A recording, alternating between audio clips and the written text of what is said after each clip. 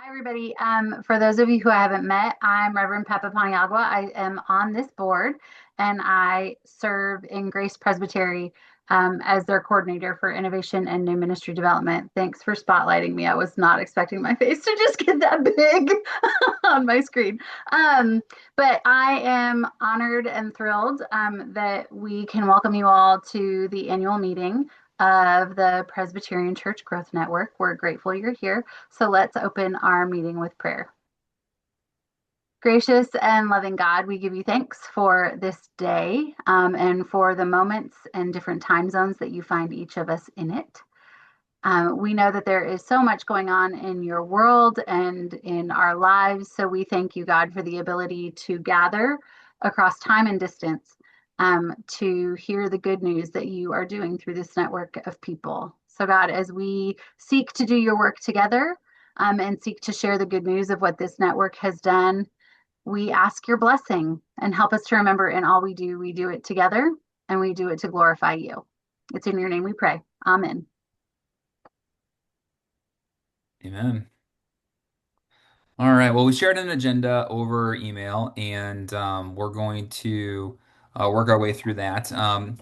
One of the things that a board member suggested was because we're still such a new entity, is just to do a quick overview of the how we got to where we are today as a network. And I recognize that those of you on the call are pretty familiar with a lot of the story, but for those that'll check this recording out later, all of you that will watch this recording later, we'll just hit that real quickly. So, about 2 years ago or 3 years ago, a few people found each other on social media, a few people in person at conferences, and just kind of wondered about why there wasn't a more significant church growth conversation in the PCUSA today.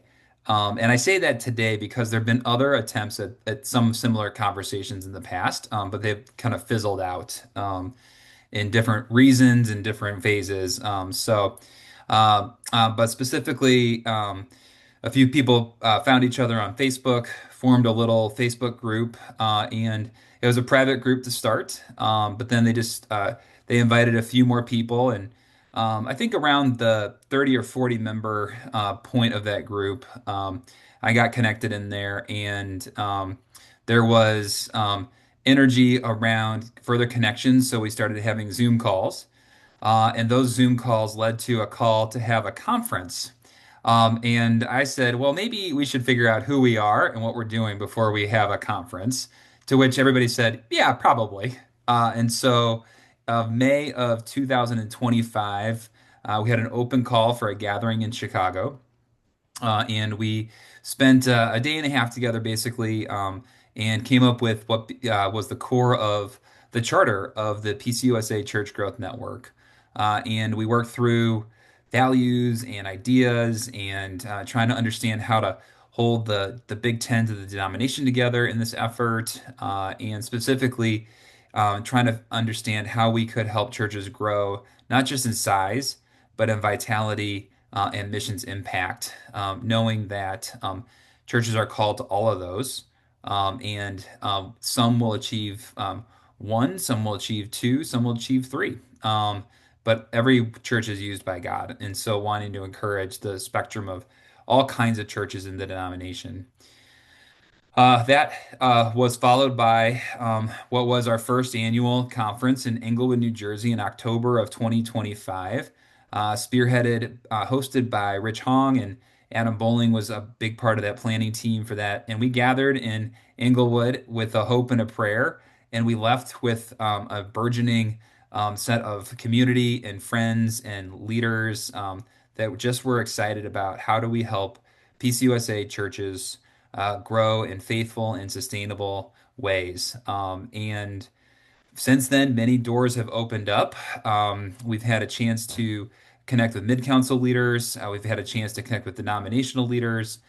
There's been growth in our monthly Zoom calls. The Facebook group has grown from just a few hundred people to we're closing in on 1,200. Our email list continues to grow, and we're zooming towards our second annual conference in October of 2026 in Cincinnati, Ohio. And it's just been pretty much one great step after another for us at this time. And I think in looking back on it, the thing that I think we were hoping for was that we would find a few more people in the PCUSA, just a few more leaders that were interested in this conversation. And what we've found is actually we've touched a nerve and have really tapped into what we thought was a missing component of our conversation on a national level over the last, season.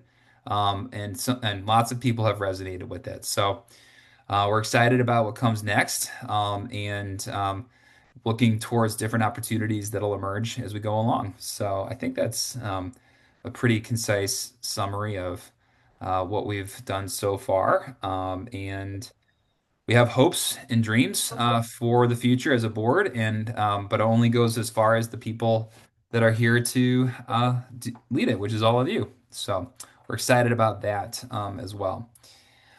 So I'm going to turn it over to Paul Burns, who's going to highlight for us one of the next steps that we hope to see emerge further in the year to come.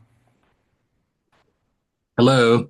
Um, One of the first big steps from, we went from Facebook and then to the Zoom calls has been an important part, of this process. And just these monthly calls that Josh and I both lead a monthly call at different times, one on Tuesday, one on Wednesday, and they're once a month. And is it the second Tuesday and the Second second Wednesday. Wednesday? Yeah. At different mine's in the afternoon and Josh's in the morning. And these calls, we pick a discussion topic and we explore, we learn from each other. I mean, it's really at the heart of what we're doing is this just regularly. We're a learning community. We're sharing what's working, what's not, what we're missing, what we are learning, what books we're reading, what conferences we go to, what podcasts we listen to, all things like that. And and it's great. And we were having a conversation about, we're not, these groups aren't growing. And then of course it was like, duh, you know, discussion groups don't grow past 12 or 13 people, because then not everybody can talk. So we want in this next year to have more groups established. So we need more leaders. I mean, we're not asking much. It's just basically to host a Zoom meeting, um, come up with a topic. You could poll your group for a topic. You could ask Josh what he's talking about, or however you want to do it. But if you have interest in starting a group, and maybe ours are we got an afternoon and a morning time. Maybe somebody wants to do an evening time, and maybe somebody wants to do a Saturday time, or whatever it is. But it would be great if we had half a dozen groups. That would make more room to have more engaging conversation around the topic of church growth. So if you have interest in that, if you would let me know or Josh know, and we would love to just get you going and get you set up with that. And they go an hour. We keep it to an hour. And so if you haven't been to one of the calls, you can see what it looks like. I'm sure Josh's is a little different than mine, but we keep it pretty simple and engaging, and try to get everybody opportunities to get their questions in and their thoughts in. And so anyway, thank you. Thanks, Josh. Thanks for you for being here as well. Awesome. Thanks, Paul. Yeah. So just what we want to ask somebody to do is if what, and realize we have a smaller number of people tonight, but what we're finding is if the recurring time is works for a set group of people, and finding a new recurring time will hopefully expand and create another opportunity as well. So awesome. All right, we're gonna jump to Sarah here, who's gonna talk about the Yeah. upcoming conference. Yeah, uh, I just want to say that this group has been where the vast majority of my energy has come from over the last year. So I'm really excited about this group. I'm glad that everyone's here. I think that the last conference that we had last October, we were all blown away by the participation and just by the energy that came out of that conference. So I'm really excited about this upcoming conference. And there's three things in particular that I'm really excited about. The first is that our host, Lisa Allgood, and the Presbytery of Cincinnati, and that all those folks who are there getting ready for us are expecting big things, and they're planning for big things, and they're going to greet us with a lot of welcome and hospitality. And I know that they're doing a good job of planning that and also of sponsoring it. It's a really big deal that they've been able to find some money to be able to make this conference as good as it is. So we're really looking forward to that. The second thing that I'm really excited about is a lot more content oriented. Last October, we did a lot of work around, Sunday morning and worship and how to make that far more welcoming and engaging for people.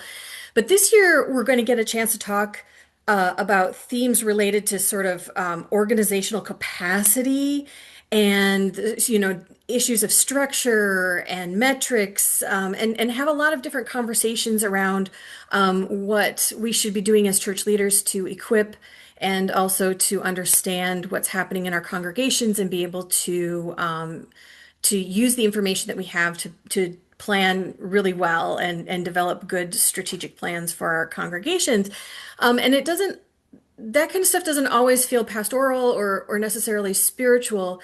But what we know is that if we do that really well, some of that organizational structural stuff, it allows it allows for more room and more freedom for the spiritual and the pastoral stuff to take shape. And I'm just I really think that it's going to be great conversations around this. And what I love about it is that I really do feel like we have this gift within the Presbyterian Church USA, a special way of sharing the good news in our communities. And I think that if we can learn to do that really well, that we will experience the growth that we're looking for. So really excited about that. And then the third thing I'm really excited about is the thing that I am always excited about, and I am sort of an evangelist around this idea within this group, is that this is a network. And I love the fact that this group of people, when we get together, we don't just have sort of experts that are giving us information and then we're just taking that back and we're trying to wrestle with that on our own. We are a network of Presbyterians, of church leaders who have expertise, who have experience, and we're bringing that all to the table. And so one of the things I'm excited about is not only are we going to have these great plenary sessions with, great topics being discussed and people who are engaged and experienced in those topics, but also that we're going to have opportunities to come together as participants within the network and talk to each other around topics that we find burning within our hearts at the moment. So I'm really excited to be able to put that together for the conference. And I'm sure I'm missing something, Josh, but I just thought I'd share the top three things I'm really excited about. So. No, that's great. Thanks, Sarah. So hopefully you've seen the registration information. And that's on the website, which we need to thank Sarah for our website. She's the one who built it and designed it, and updated it. And yeah, that's amazing. I think the Sarah's underselling her role because she's played a vital role in the planning, but also one of her uh, jobs at the conference is going to be affinity and connection work to try to pay attention to who is having the same conversation, or who is looking for a new colleague to connect with on a topic, so that she can help with that, so we don't leave wondering like, oh, I don't know who's doing whatever. So, and oh, thanks, Greg. Greg put the conference link in the chat. So, very good. Which is also our next board member who's going to share a little bit about what's coming up with an idea of membership for the PCGN. So take it away, Greg. Hi, my name is Greg Bolt. My pronouns are he, him. I serve at Salem First Presbyterian Church in Salem, Oregon. And my role here tonight is to talk a little bit about sort of the network and growing and forming as we know, sort of the way that stars are created. They sort of explode and then they can congeal into more of a form. And so that's where I think we are at the moment with the PCGN. So one of the ideas that we are hoping to launch at our conference in October is sort of an affiliation, a covenant membership. And things were like, so right now we're a Facebook group, we're an email list, we have people who are listed as network churches, but we don't have any way for us to say like, no, I'm a member of the PCGN, and which sort of hopefully in the covenant language carries some weight and some responsibility, but also not too much weight, and also the network itself carries weight. Sort of the recommendations for that is that like the requirements will be to affirm commitment to participate with our stated values, which are in our charter, to commit to 2 or 3 concrete practices. So like attending a gathering, our conference, pray for our network churches, or share a story on the network.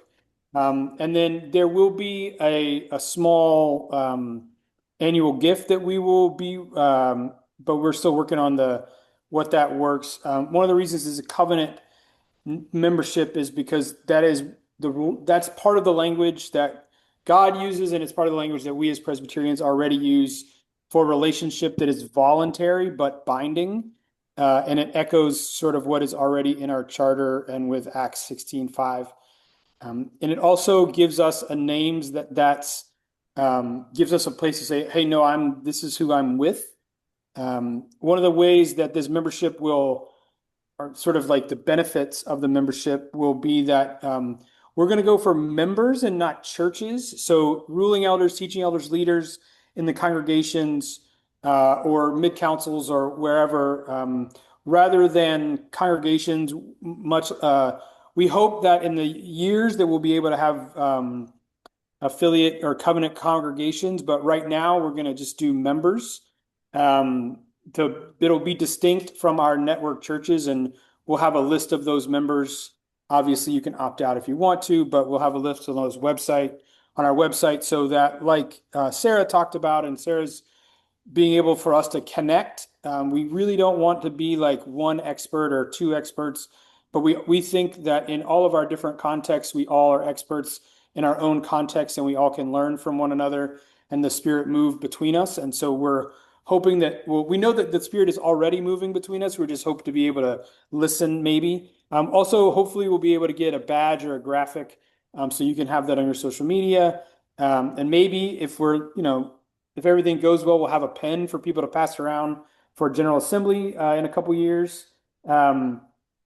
Then we'll also invite to a member-only touch point, like a quarterly check-in is one of the things we're thinking about. So this will not just be the open call, like our Zoom calls, which are open, but this is sort of a little different section, different organizational sort of model. And this would be something that we would renew yearly at this meeting. So much like the Iona community, there is a ongoing commitment, ongoing discernment as to where you feel called, whether you still continue to feel called as part of the covenant membership of the PCGN.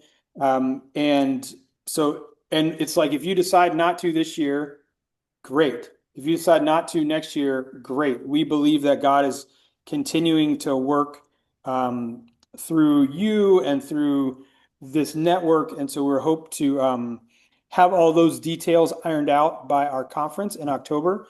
But that just gives you a little bit of an idea of what we're thinking and how we are continuing to solidify this network and continue to keep the doors open to anything the Spirit might have for us. So that's all I got on that. Josh, if you have more, or if you want, I can talk more always, but just that's yeah. Sort of the whole goal is that we're seeking to foster more connection and closer connection.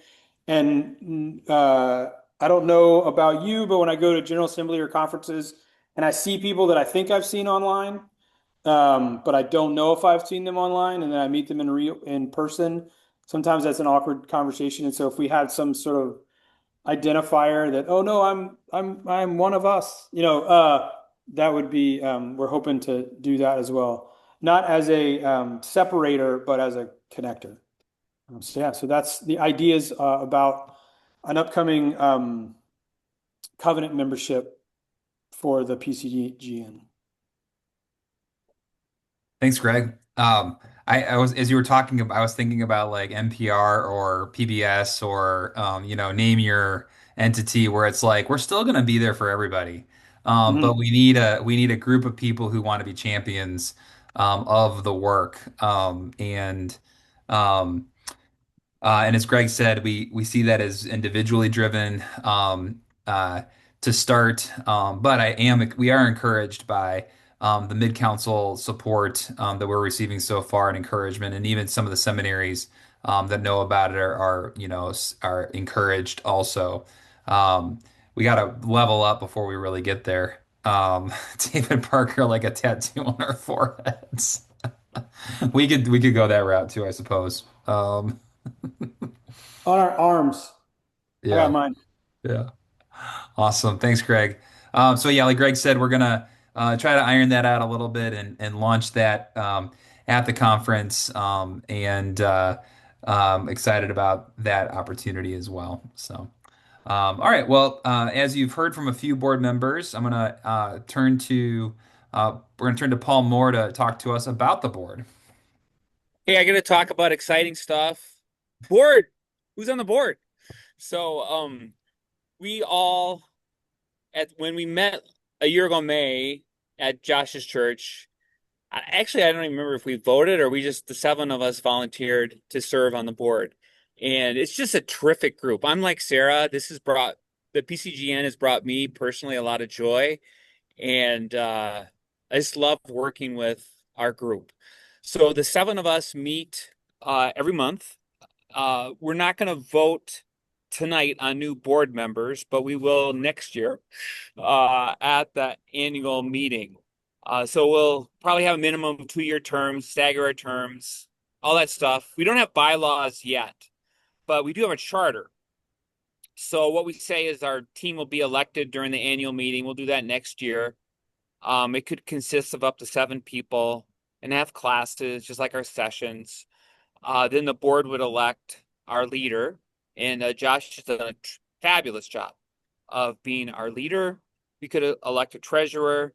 It's certainly possible we could have staff in the future, and they would be on the board, and we would have a nominating committee. So you know how we are Presbyterians, we're going to be decent and in order, and I would imagine that's how we'll roll. And it's just a really good board that every person brings a lot, and I think we all enjoy each other, and the relationships are very positive, and we're very positive about being Presbyterian. So that's kind of our organizational process in terms of our board. Great. Thanks, Paul.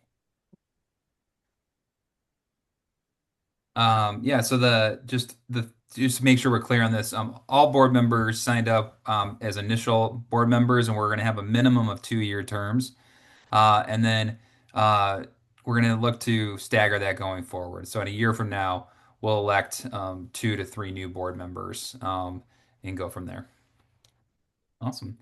All right. Well, I'm gonna highlight one more opportunity, and then we'll be done real promptly today, which is great. And that is in April this year, we had something that I forgot to mention earlier, but that's all right, which is we had our first one-day regional gathering, and that was in Champaign, Illinois, which is about 2 hours south of Chicago, and sort of uh, same sort of just that'd be latitude as Indianapolis roughly.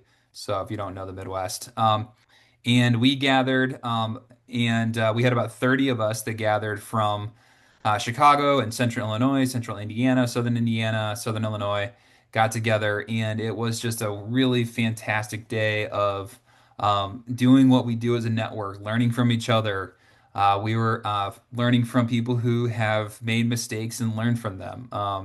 And we were gathered at Copper Creek Church, which is in Champaign, Illinois, which was a new church development of the southeastern Illinois Presbytery, and has grown from a church plant that started from another church to now a church that is has hundreds and hundreds of people coming on the weekend, and are just doing amazing things both locally. They have a really amazing global partner in Malawi as well, and so just really excited about being there. And we found that was such a great thing, and I love what Greg said earlier about we're all experts in our own contexts. And one of the things that was helpful about that was that group of people had a lot of shared context, um, whether that was just sort of Great Lakes Midwest, whether that was church size, whether that was culture, whether that was just all those things. And we want to do more of that.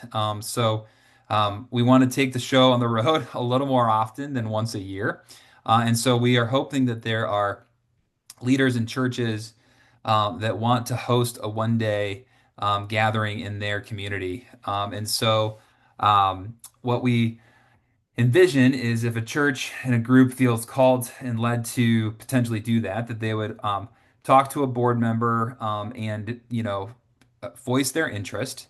Then the board would work with them to determine if their community is the right location, or if a nearby area might be a better fit. One of the things we've heard from our more of our rural and churches is that they actually find it easier if we're in bigger hubs because it's easier for them to get there.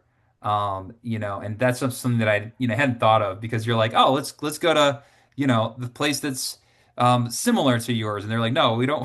We want to go, to wherever, insert your, maybe a little bigger area there. So anyway, so what we're hoping to do is cast an invitation for people to say, hey, let's do a one day in my community. And we'll help plan that out.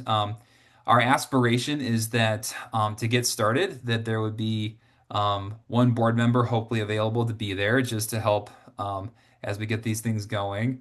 And then the other piece of it is discerning if there's enough people in that area that can help provide leadership and content for that day, and making sure that it's a worthwhile gathering. Now, when we say that, we mean, not people who have, written tons of books or anything like that. Certainly, some places have those, available to them based on proximity to seminaries or whatever. But we're talking about people who have been reflective on what they've done in ministry, and can help people understand the practices, but also the values, and the reasons why, the rationale behind what they did, or what they're doing, because we know that those things are far more portable than necessarily how somebody's doing it, but why and what motivates them. So we're just hoping that we'll have more of these. And if this could be an individual church feels in group feels called. This could be a presbytery thing, as well. And excited to do that. This could be done in conjunction with a presbytery meeting, or whatever might work. We're not in a rush on any of this, so I know because say that because I know presbytery planning cycles are years usually in the development. But I'm just excited about that. Because it was what we were doing, and Paul Moore came down from Minneapolis to come to Champaign for the first one, partly because it was the first one, but partly because he wanted to be in Champaign. But it was just such like a great time with Paul and everybody who was there. And I know a few people said, they kind of came thinking it would be good, but they after the half day, they were like, I wish I brought my whole staff or my whole team, or I wish I brought my clerk with me or my other session members. So I can't think of a better testimony than people saying, I wish I brought other people with me. And we hope that'll happen more and more as well. Um, so that's one thing that we're hoping to see more of as we go forward. All right. Well, as Zoom has a habit of doing in a good way, it helped us stay on time and on target today. So we actually have gotten to the end of our agenda, but before we wrap up, we did want to open up to see if anybody had any thoughts, questions, comments, requests, suggestions. No concerns, please. No, kidding. Before we wrap.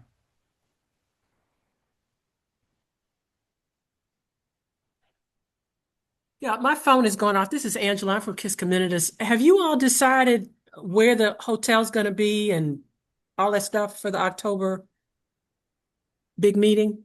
Or, yeah. Can you hear me? Yes, we can. Yeah, Angela. Yeah, it's there's a conference hotel. It's going to be I think it's the Marriott that's near the church. And that information should be sent out shortly. Okay, thank you. Joss, Stan Ott, just it is so fabulous that there is this growing circle that really cares about Acts 16:5. The church grew in numbers and in faith daily.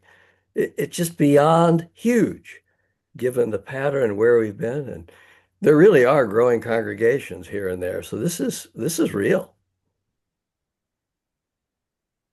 Thanks, Stan. And you know, somebody had to walk before we could run, and Stan was one of those people that certainly was before, especially with Acts 16:5. Don't think we don't notice, Stan. But it's great. I mean, it might be in the scriptures.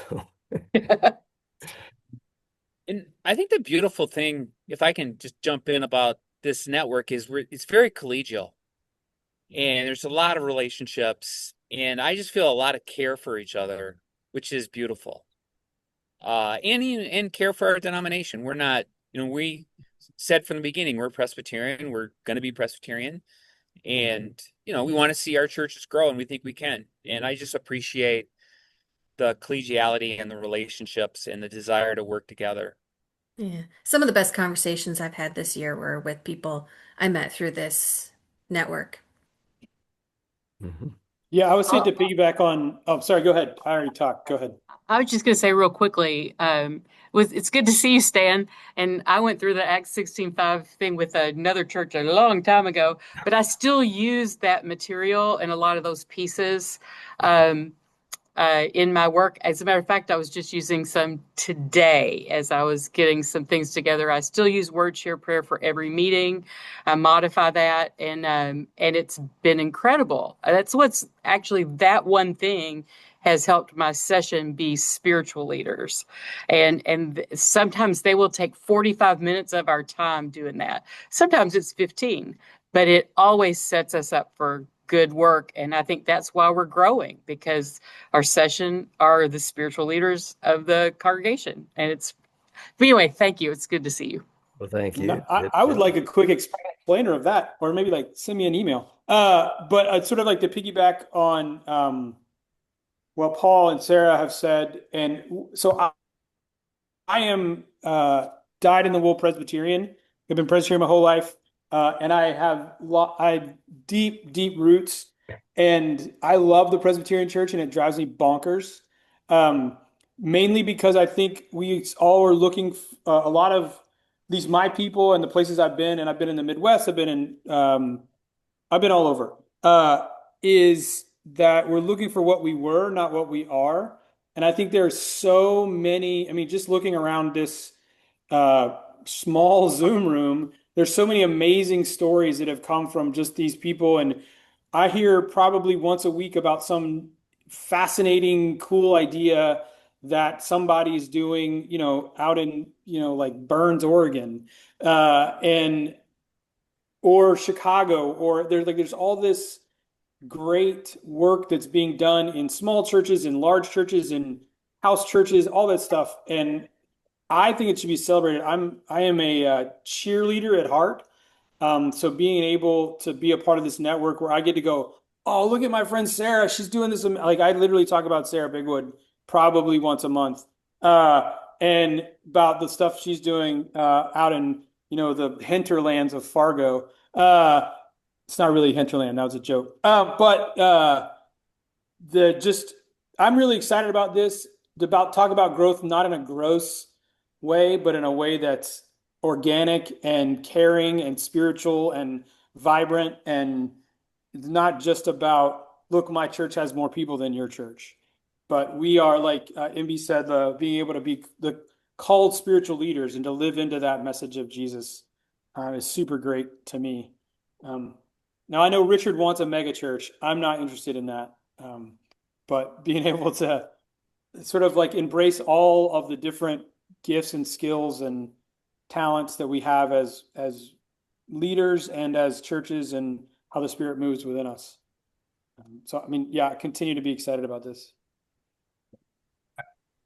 Uh, that I meant to say earlier, but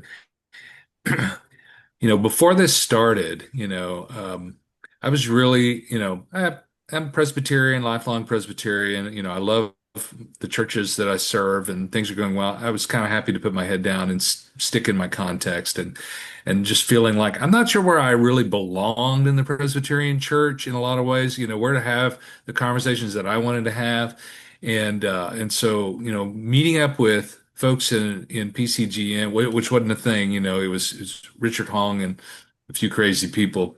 Um, and it has really re-energized my desire to be Presbyterian, like in the best sense. And I feel like I have my people, and they're interested in the conversation of growing churches in every way, spiritually as well, is very important to me, but in number and mission impact and all that. And so belonging is a big part of it for me.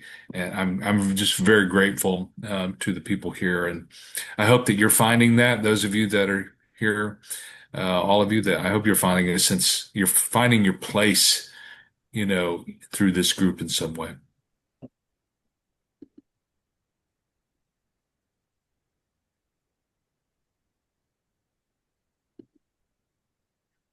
So I can't go on video, sorry, just based on where I'm sitting, but and I feel like an interloper. I saw the invitation, so I accepted. I'm obviously not on the board. I'm in Cincinnati. I know Lisa Allgood really well. She's a member of the same church that I am in Cincinnati. But I think the coolest thing for me is that my daughter is in month 8, I think, of her first pastorate at a small little church in Iowa. And every day that they've been there, every session meeting, like, we need to grow, we need to grow, we need to grow. What can we do? So her first study leave will be coming home, so that she can go to the conference in Cincinnati, which is pretty awesome. And her session is excited about that. And um, it's just like several people have said, like the hopefulness of not putting your head down and saying, well, we're a small church, what can we do? Um, but living into the Acts 16:5 piece is really cool, and um, it's great to see this happening. So, as long as you've accepted my conference registration, I'll be at the conference too. I think Lisa thinks I'm going to be there, but and I think my pastor is going to be there as well. But anyway, super glad for the work that's happening. Thanks, Rob. That's a good opportunity to just make sure we go on the record about why we're doing the delayed registration is mostly because we have about 125, 135 spots total for participants, and we wanted to have just enough um, time and space to make sure we had a better representation across the country, and not get concentrated in Cincinnati or wherever else. And so that's why we're doing that. And we hope to have more spots in future conferences. And so we won't have to do that. But this is just kind of that piece this year. And we are already working on the 2027 conference as well. So we are like really doing this thing, friends. And so we hope to have an announcement about that at the 2027 conference at this year's conference. So we're really excited about that too. So that's that piece. And part of that is our desire to meet in a local church for as long as we have that opportunity. If we continue to grow, it's a little more difficult, as we all know. But there's something very special about, especially in these early years, we think about meeting in local churches and having that opportunity as well. And so.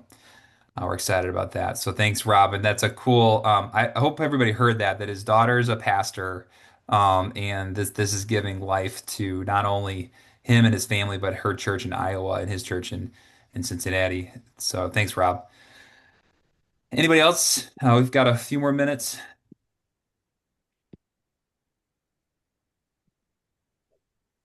All right, well, I'll just wrap us up by saying I also have found this to be such a life-giving experience and network and community and friendship. My family's probably tired of hearing about me talk about my new friends all over the country, but that's what it feels like. I think one of the best things about the network is the way that we can support, but also celebrate one another and lift each other up. And like I saw it on Facebook, but then he took the time to text me a video of Paul Burns, playing baseball on a Sunday morning, using that as a metaphor to just try to bring some excitement and some energy. And that's fun. But what's also so cool about that is Paul being Paul, and him being genuine and authentic to who he is. And that is catalytic. And that is inspiring and engaging when people feel that connection. And so, um, thanks, Paul.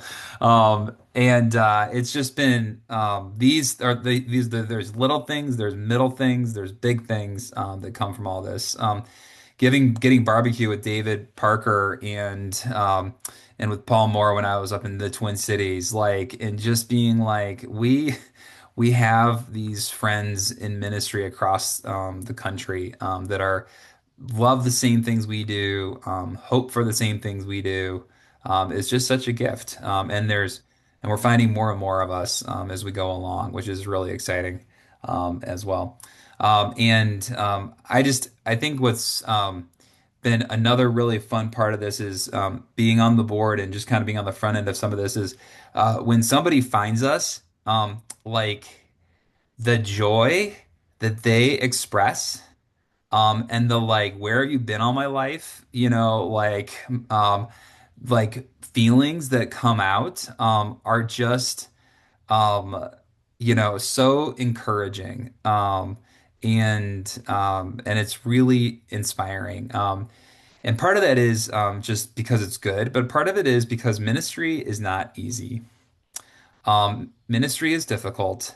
And I hate to say this, but I think it's only going to get more difficult in the next, era of church. And so to have a network, a community, a family, however big it can be, a family can be, of people that are persevering together, celebrating together, encouraging each other, it's just so vital. And I'm just so grateful that we're all doing this together, and to be a part of this is such a gift. So thank you everybody for being with us tonight. And I'll close some prayer and then we'll adjourn the meeting. Join me in prayer. Holy God, we give you thanks for this evening and this chance to gather. And I thank you for all who could be here tonight, and for all those whom we meet on their behalf. God, we are so grateful that you're at work through us, with us, and sometimes despite us. And we ask that you continue to be with us as we go forward. God, we ask that you help us to have healthy and faithful motivations as we lead people, as we lead churches, as we lead and make councils, and as we lead as thought leaders. God, wherever we're coming from, help us to do this because you want the world to become your dream come true, not ours. We ask that you help us to do what we can to support all of our friends in ministry, whether Presbyterian or otherwise, knowing that we are all on Team Jesus and we're grateful for the fact that you picked us so that we can do your work in this life. We give you thanks for all this and more. We pray this in your name. Amen. All right. Thanks, everybody. Have a great rest of your Wednesday evening, and we will see you the next time. Thanks, guys. everybody. Appreciate it. Blessings. Thanks, everyone.